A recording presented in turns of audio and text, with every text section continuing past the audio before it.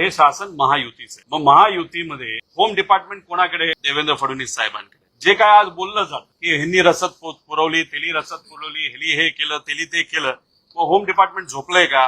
वापरा ना तुम्ही सगळी माहिती। आमचे फोन टॅप करताय ना तुम्ही, आमच्या मुवमेंटवर तुमचं लक्ष आहे, आम्ही कोणाला भेटतो, काय करतो, हे सगळं तुमचं सीआयडी तुमच्याकडे ईडी, सीबीआय, जे काय वापरायचे ते तुम्ही वापरा, हे त्या ठिकाणी तुम्ही बघा। फक्त एक गोष्ट असं आहे की कुणीही जर आंदोलन करत असेल, कुणी तिथं येत असेल, तर आमच्या काही कार्यकर्त्यांनी, विविध पक्षांच्या कार्यकर्त्यांनी, सामाजिक कार्यकर्त्यांनी जर पाणी पाजलं असेल, तर जेवणाचं नियोजन तिथं केलं असेल, ते माणुसकीच्या नात्याने केलेलं आहे।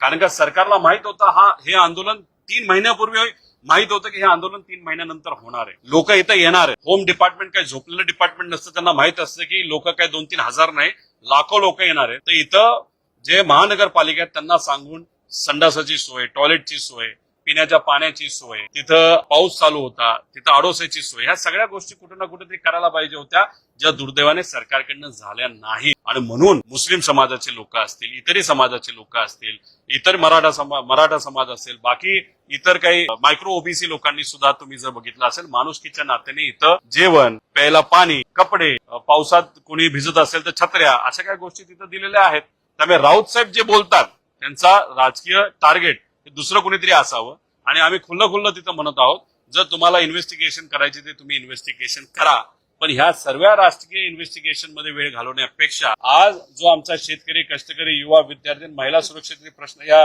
राज्यामध्ये जे मोठ्या प्रमाणात तिथं सगळ्यांसमोर आहेत, ते सोडवण्यासाठी जरा ताकद वापरली असते योग्य ठरतं।